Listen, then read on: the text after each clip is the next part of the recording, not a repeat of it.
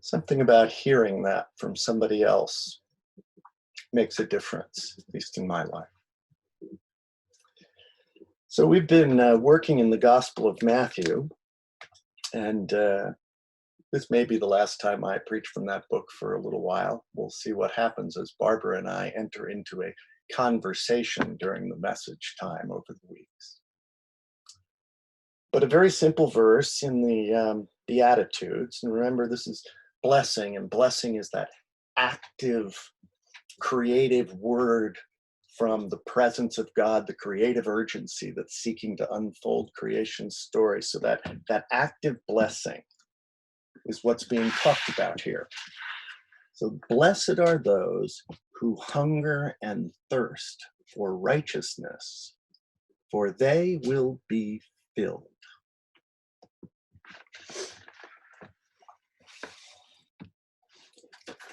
So it's beginning in earnest. We've been talking these last weeks about the possibility of creating a new kind of world. We've gone into our homes and we've isolated ourselves, and it's given us a lot of times to reflect. And we get to make some choices now as we re-enter, different ones of us in different timelines, as we re-enter and we make choices about what kind of risks we want to take for ourselves and for others. What are the things, the habits, the things we did before this time that maybe we just want to leave in the dust as we go out? What are the societal structures that maybe we just put up with before, but we can see very clearly now are just plain wrong? What are those things? What do we want to do about those things? This is a time when we're going to start to recreate the world we are called to create. And I've been using Matthew's gospel because Matthew wrote it at just such a time when the society that he was speaking to had been turned upside down and destroyed. And he was interested in having this group of people recreate a society that was more hopeful, more just, that was really based on an expression of the love of God that works through people. And so it's important to take a look and find out what Matthew thinks is important. And when it comes right down to it, there is one word that drives this whole thing forward for Matthew, and that's love. You ask most people, and they'll tell you the bottom line of Christianity or Judaism or Hinduism or Buddhism or whatever. The bottom line is love. We're called to love. Right? Which is fine, except that it's the most confusing word in the English language. I mean, you know all this, but I'll just say a couple of things so that, you can reflect on it for a moment. I mean, there's the love that the stereotypic 16-year-old boy offers the girl. I love you. Could we get it on? There's that stereotypic love. That's how the word is used. And when it comes down to it, that could really be the love hormone operating. There's oxytocin, which seems to promote connection one to another in our brain. So we have a love hormone. And then there are the pleasures that we have. The foods we love. We love chocolate. The fun we have. Some people love sports. Some people love to walk in nature. There are all those pleasures, those things we enjoy. We love to travel, love to take vacations. And then, of course, there's romantic love, but that's all the more confusing because what does it mean to love your partner? Sometimes it seems to mean, well, I love you because you're filling my needs right now, and I don't have to do that much in return. It can be that way sometimes. Other times, the love that's coming up between friends and partners is built more over time. I'm reminded of Golda in Fiddler on the Roof. Remember that song where Tevye asks, do you love me? She says, 25 years I've lived with him. I've fought him. I've starved with him for 25 years. My bed is his. Is that what love is? It's a love that we build. something where we have a direction, maybe even a purpose together. And sometimes, though, we can fall out of that love if individuals seem to grow differently and separately. It's hard to say. And then, of course, we can't forget the other reason that love's important. And that is because love is what makes a Subaru, don't you know? Always strikes me. Love is what makes a Subaru a Subaru. It's a confusing word. It's a word that becomes belittled at a certain point. So what do we do with that? So the Christian scriptures have historically defined love in a particular way. And those of you who've been to church your whole lives have probably heard a lot about this. There are several different kinds of love in the Greek language, which is what the Christian scriptures were written in. And so when Matthew refers to love, or when John refers to love, he's referring to something called agape, right? And so agape is that self-giving love, that love that seeks to create, that love that wants to give a powerful word, a blessing that will make life and creation unfold. The first loving word was, "Let there be light," and there was light in the scriptures. So that love is a self-emptying, self-giving. I care about the other person to the point that I'm willing to let go of my own wants and my own needs. You know, I'm willing to put up with things because I care about that person. So I have a grandson, and he's doing online homeschooling, and he doesn't particularly want to do a writing assignment. Okay. Well, I'm going to love him enough that I'm going to insist that he do it, in spite of the fact that it's very difficult to try and get a little kid to do something he doesn't want to do. You know, so I'm willing to sacrifice something of my pleasure so that he can earn himself or grow himself into an expression of himself. And that's good. The problem is that historically, what the Christian faith has done at least, is it's contrasted that self-giving love with eros, which is the love that enjoys things. You know, it's a love about pleasure. It's a love about desire. It's a love that seeks to enjoy what's around us, things we hunger and thirst for. That's eros. But you know, it gets to the point where if you contrast those two things, that, you know, pleasure gets a bad name. So that's where sex gets a bad name in the Christian tradition, for sure. You know, because we wouldn't want to enjoy ourselves. Somehow that's different than agape, the love that is exemplified in the divine. You know, I don't know if any of you saw the movie Babette's Feast, one of the most beautiful movies around, about this stern Christian community where, you know, they managed to cut off eros and desire and pleasure and enjoyment so much that they were negating the life around them. And Babette comes along and cooks this glorious feast, and they begin to open up to the possibility of the joy of enjoyment, and they begin to enjoy each other. Yeah, the contrast between eros and agape is not a healthy one when it denigrates that which is pleasure and enjoyment. But eros can go too far too.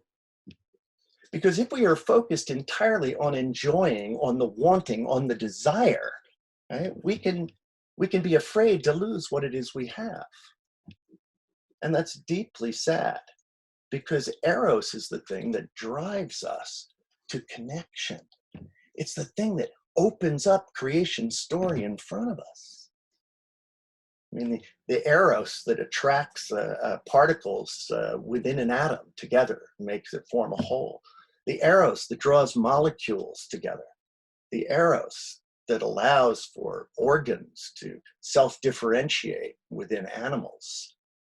This is all an increasingly complex set of relationships where two things are drawn together and made one. That's the power of eros. That's the beauty of eros in creation. these connections that are yearned for. It's not about prurient desire. It's about creative thrust. It's as though Eros is that force that is drawing creation towards its telos, towards its purposeful end. But if we get stuck and hang on only to Eros, we become afraid. And fear drives coercive uses of power. We seek to control and keep that which we have, that which we enjoy. So both agape and Eros can be perverted so that they no longer look like what they're intended to look like.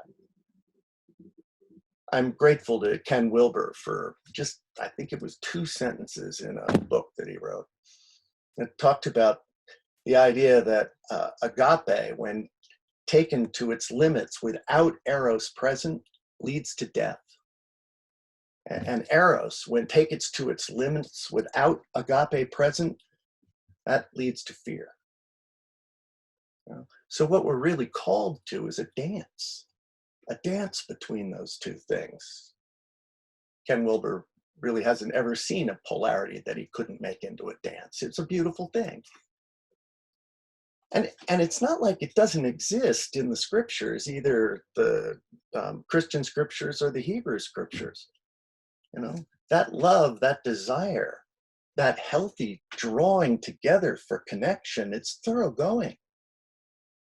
Okay, the New Testament scriptures, the Christian scriptures never use the word eros, but it's all over the place. It's even in this little piece, this passage that I read this morning. Hunger and thirst, desire for righteousness. That is a right and balanced relationship with the presence of God. Because you see, the nature of that which is inside us, opening our lives to new possibilities, is not just agape. It's not self-negating. It desires. Have you considered that God desires you? If that seems outrageous to you, read a little poem in the Hebrew scriptures called the Song of Songs. It's the beauty of connection between people and between people and God.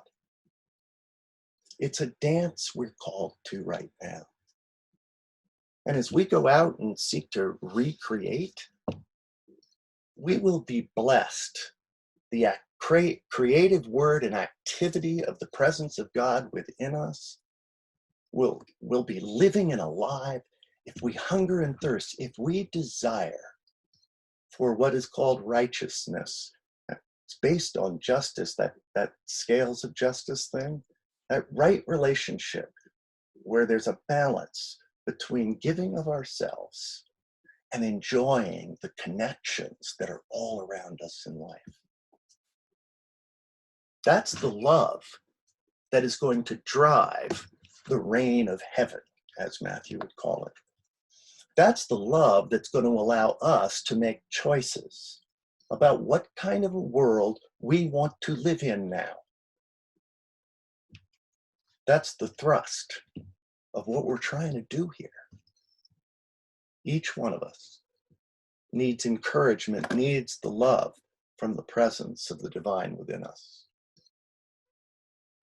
We need to be desired. We need to be valuable. And every one of you are.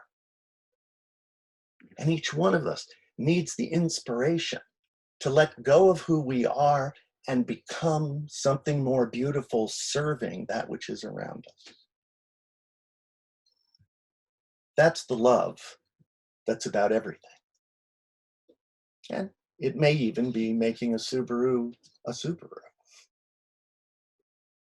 But what I'd like you to do now as we enter into silence, if you have a pattern, a discipline that you usually do where you want to sit and be in the silence and in the presence, in awareness, that's great. But I wonder if you can't focus on the ways in which you have felt the presence of love within you. And maybe even instead of being self critical, recognizing where you have in fact shown love in the world, where you've done that dance beautifully. I know each one of you. I know you have.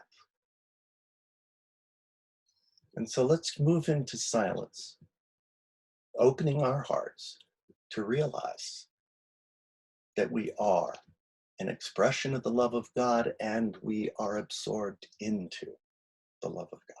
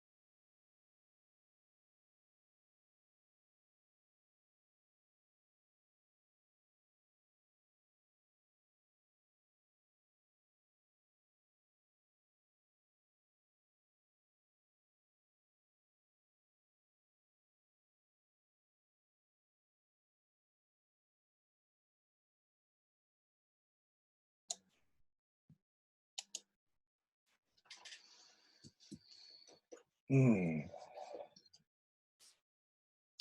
After our final song, I'd love to hear from you about where you felt the presence of God, and I'm wondering if you can even do something outrageous and tell us where you have expressed the love that is exploding within you. It's not about ego, it's about joy. One of the ways I've seen the love of God is through all of you. This has been, these last 9 weeks, an extraordinary experience for me. It's been so long since I've been able to lead like this and work like this. I've enjoyed it. That's why Barbara and I are going to jump in and do it together, something I've wanted to do for years with her. So Saturday at 5 p.m. Pacific time, you're all invited to be part of Gathering 238. It'll be a little different than what we've done, but it'll be pretty similar.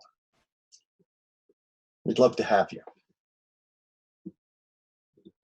Some of you may not be able to be there just because of timing, and I'm sorry, but we will look forward to connecting with you in other ways. But from now until then, or until we meet again, go out into the world, remembering each day that you are an expression of the love of God, that you can connect and be an active participant in the creative urgency that is unfolding this glorious story, becoming more beautiful in its direction, deeper in its connection. May the blessings of the one we know as the I am, the I thou, and the I thee stand with you and unfold within you today and forever. Amen.